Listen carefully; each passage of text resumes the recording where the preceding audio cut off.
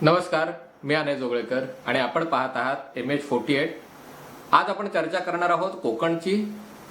निसर्ग या चक्रीवादळाचा फटका बसून आज जवळजवळ एक आठवडा उलटून गेला। आपल्याला सगळ्यांना मान्य करायला पाहिजे की आपण या वादळाबाबत खूप मोठ्या प्रमाणावर असंवेदनशीलता दाखवली। आपल्यापैकी बऱ्याच जणांना असं वाटत होतं की हे चक्रीवादळ मुंबईला धडक देईल, मुंबईवर येऊन आदळेल आणि त्यामुळे आपण ज्या पद्धतीची तयारी केली होती, सुदैवाने मुंबईला या चक्रीवादळाने बगल दिली। पण कोकणात जे नुकसान झालं ते भयावह आहे।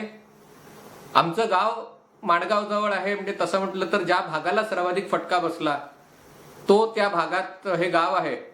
पण तरीही जवळजवळ आठवडाभर मी यावर व्हिडिओ तयार केला नव्हता। याचं कारण म्हणजे 3 पिढ्यांपूर्वीच म्हणजे माझे आजोबा कोकणातून मुंबईत येऊन स्थायिक झाले आणि त्याच्यामुळे गावाशी असलेला संबंध हा वर्षातनं एकदा देवदर्शनाला जाण्यापुरता उरला होता आणि त्यामुळे एक उपरेपणाची जाणीव की आपण या विषयावर कसं बोलू शकतो ती मनात होती। पण आज मी चर्चा करणार आहे मुख्यतः कोकणात घडत असलेल्या राजकारणाची। आज माजी मुख्यमंत्री देवेंद्र फडणवीस यांचा 2 दिवसाचा कोकण दौरा सुरू झाला। काल राष्ट्रवादी काँग्रेसचे अध्यक्ष शरद पवार यांचा कोकण दौरा 2 दिवसाचा संपुष्टात आला आणि ज्या पद्धतीने राज्य सरकारमधले मंत्री आणि अन्य नेते कोकणातले दौरे करत आहेत, त्यात जशी कोकणातल्या नुकसानग्रस्त भागाला मदत करण्याची इच्छा आहे, त्याचप्रमाणे कोकणात तयार झालेली पोकळी, वादळामुळे नाही राजकीय पोकळी, ती भरून काढण्याचाही इरादा त्यात दिसत आहे। त्याचीच आज आपण चर्चा करणार आहोत। राजकारणात वोट बँकेला महत्व असतं, आपण त्याच्याकडे जाती अंगाने बघू शकतो, नाही बघू शकत, हा आपापला दृष्टिकोन आहे। पण प्रत्येक नेता आपली वोट बँक जपण्याचा आणि ती वाढवण्याचा प्रयत्न करतो आणि त्या दृष्टीने आपण या सगळ्या कोकणातल्या राजकारणाकडे बघितलं पाहिजे। देवेंद्र फडणवीसांनी आपल्या दौऱ्याची सुरुवात करताना डॉक्टर अप्पासाहेब धर्माधिकाऱ्यांची भेट घेऊन या दौऱ्याची सुरुवात केली।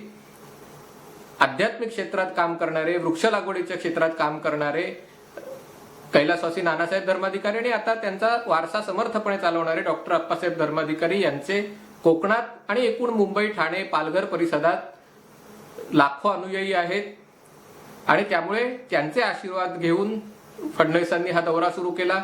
त्याच्यात एक प्रकारचं सिम्बॉलिझम होतं, कारण शिवसेना नेत्यांचेही या अनेक नेते धर्माधिकारी कुटुंबियांना खूप मानतात।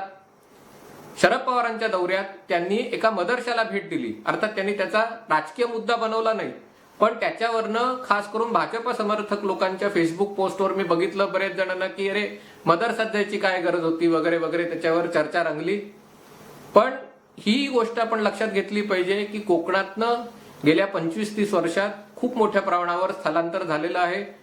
लोक मुंबई, ठाणे परिसरात येऊन राहायला लागलेले आहेत। पण कोकणामध्ये अनेक पॉकेट्स अशी आहेत की जिथे मुस्लिम मतदार मोठ्या प्रमाणावर आहे आणि राष्ट्रवादीला कोकणात मधल्या काळात जे यश मिळालं किंवा अजूनही राष्ट्रवादीचे ठिकठिकाणी जे कोकणात वर्चस्व आहे तिथे हा मतदार महत्वाची भूमिका बजावतो आणि त्यामुळे हे स्वाभाविक आहे की आपला मतदार जपण्यासाठी अशा प्रकारचं सिम्बॉलिझम केलं जातं।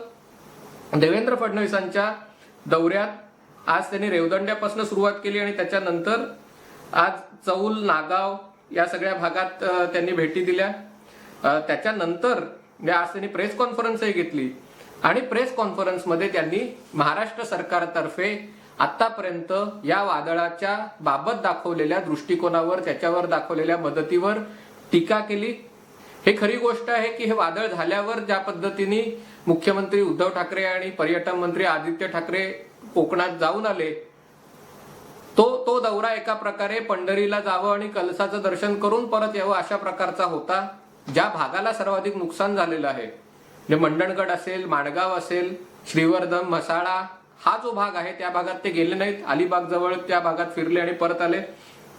शरद पवारांनी मात्र कोकणात आजपर्यंत ठिकठिकाणी भेटी दिल्या।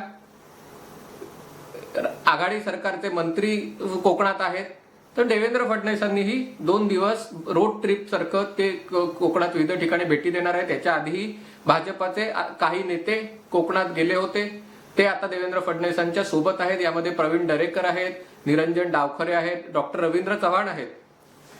आणि ही जी टीका देवेंद्र फडणवीस यांनी केलेली आहे ती मुख्यतः राष्ट्रवादी चा जो दृष्टिकोन राहिलेला आहे, जे या सरकारवर राष्ट्रवादीचं जे वर्चस्व आहे त्यातनं जे काल पॅकेज किंवा ज्या काही घोषणा केल्या गेल्या, सुरुवातीला रायगडसाठी 100 कोटी रुपये, रत्नागिरी आणि सिंधुदुर्गासाठी 75 कोटी आणि 25 कोटीचं तात्पुरती मदत देण्यात आली. काल अजितदादा पवारांनी त्याबाबत घोषणा केली की साधारणतः प्रत्येक घराला 5,000 आणि 5,000 असे 10,000 रुपये देण्यात आले.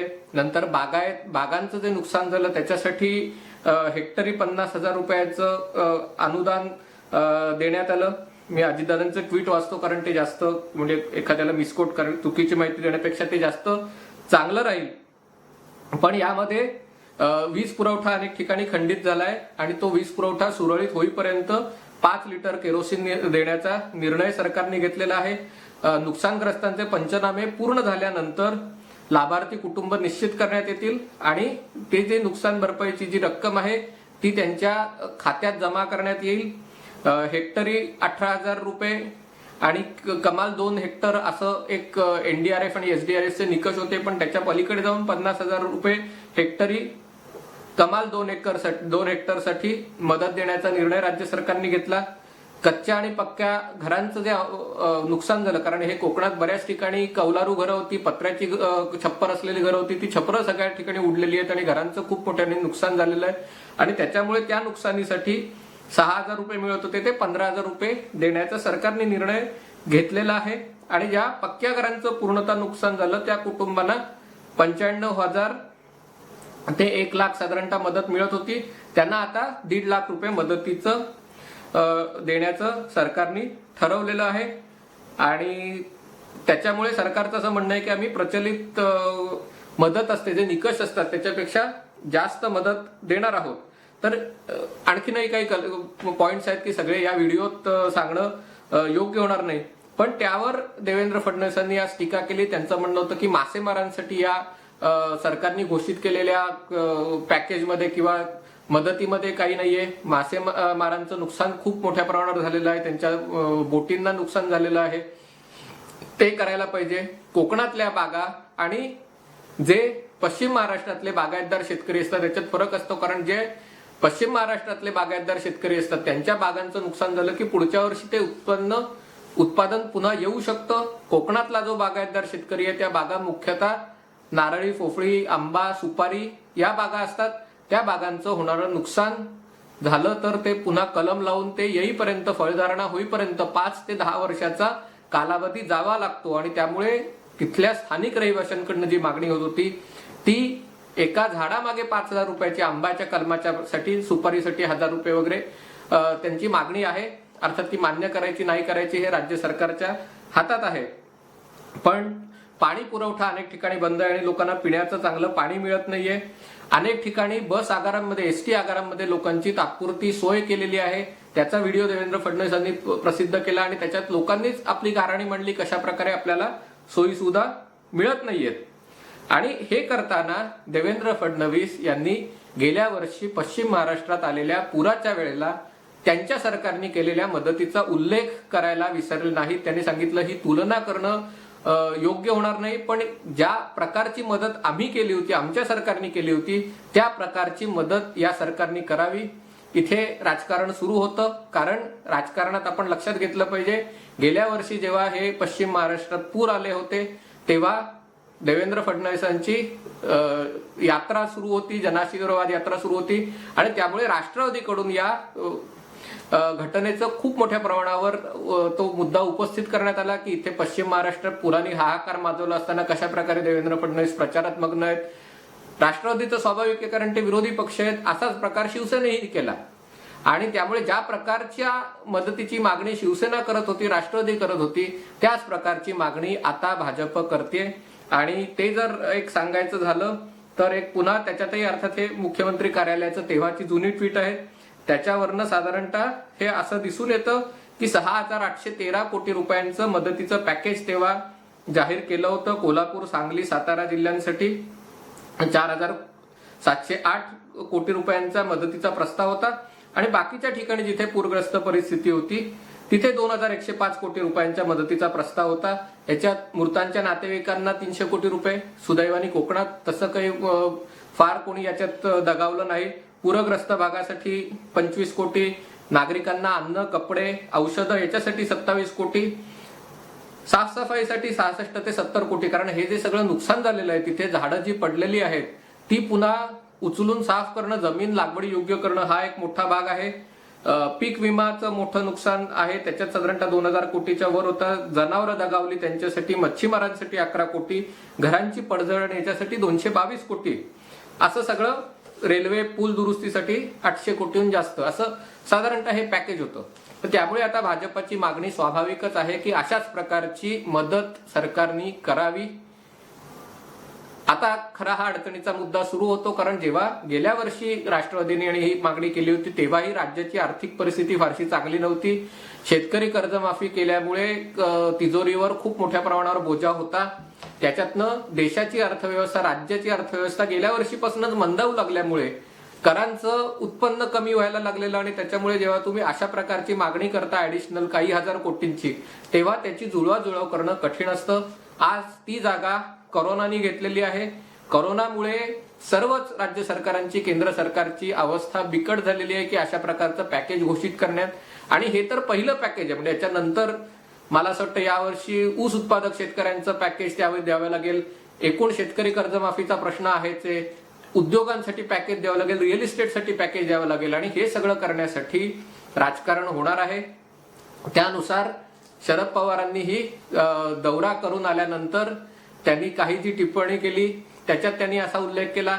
आज सामनामध्ये संजय राऊत यांनी त्याबाबत उल्लेख केलेला आहे की कशा प्रकारे नरेंद्र मोदी पश्चिम बंगालला दौऱ्यावर गेले आणि कारण तिथे भाजपला निवडणुकीतल्या विजयातली संधी दिसते, पण महाराष्ट्राशी असलेला सावत्र भाव किंवा महाराष्ट्राला कशी मदत द्यावी वगैरे वगैरे. पण आता हा मुद्दा येणार आहे की ही मदत द्यायची, त्याच्यात राज्य सरकार किती मदत देणार आहे आणि केंद्र सरकार किती मदत देणार आहे. म्हणजे खरं असं पाहिजे की राज्य सरकार स्वतःच्या तिजोरीतनी मदत देणार आणि मग केंद्राकडनं ती नुकसान भरपाई वेगळ्या पॅकेजच्या स्वरूपात मागणार. पण आता राज्य सरकारची ही अवस्था बिकट आहे, कर्मचाऱ्यांना पगार द्यायला मुश्किल होत आहे आणि अशा परिस्थितीत पंचनामे करून आणि एकदा ती नुकसान भरपाईचा आकडा आला की ती मदत कशी द्यायची हे राज्यासमोरचं आव्हान आहे. पण राजकीय दृष्ट्या कोकण राष्ट्रवादी आणि भाजपा दोघांसाठीही अतिशय महत्वाचं आहे. आता आपण इतिहासाकडे वळूया. कोकणात अनेक वर्षांपासून समाजवादी पक्ष म्हणजे समाजवादी नेते आणि राष्ट्रीय स्वयंसेवक संघ यांचं खूप काम राहिलेलं आहे. त्यांचे नेते तिकडनं निवडून येत आहेत.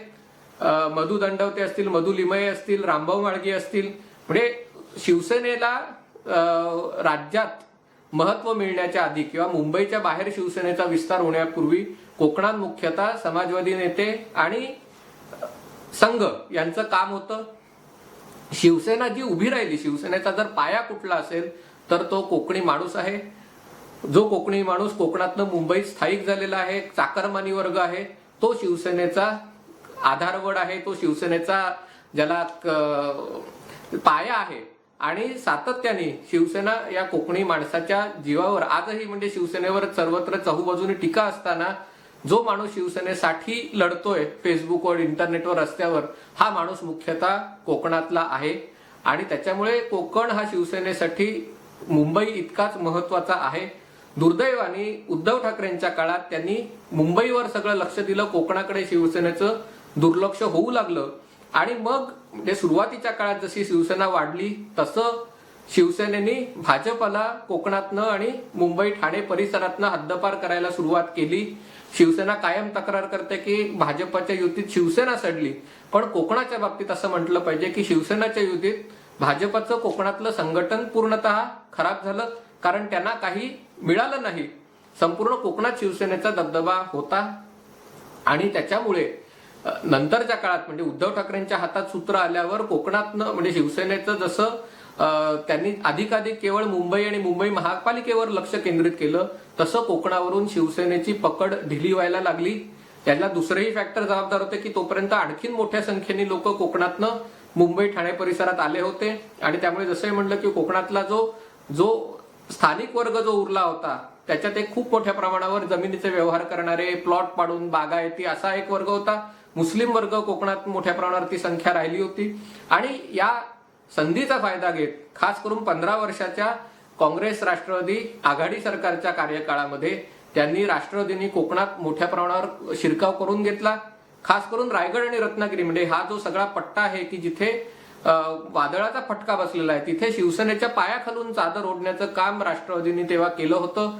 ठाणे जिल्ह्यातही राष्ट्रवादींनी ठिकठिकाणी आणि मुंबईतही जिथे शिवसेनेचा म्हणजे कोकणी माणसाची पॉकेट जिथे मोठ्या प्रमाणावर आहेत तिथेही राष्ट्रवादीने आपले हातपाय पसरले होते. आणि या सगळ्या ह्याच्यात भाजप दूर राहिला होता, कारण शिवसेना भाजप युतीत कोकणात भाजपाला कुठलंही स्थान नव्हतं. आणि त्यामुळे 2014 साली नरेंद्र मोदींच्या लाटेत शिवसेनेचाही खूप मोठ्या प्रमाणावर फायदा झाला. विधानसभेत अर्थात भाजपाची युती तुटली म्हणून त्या द्वेषाने शिवसेना लढली आणि हा जो कोकणी माणसांनी भरभरून शिवसेनेला पाठिंबा दिला, कारण राष्ट्रवादी आणि काँग्रेसच्या कारभारावर लोक नाखुश होते आणि शिवसेना भाजपावर विरुद्ध लढते म्हणून तेव्हा 2014च्या जो शिवसेनेच्या जागा मिळाल्या त्या यशात कोकणाचा मोठ्या प्रमाणावर हात होता.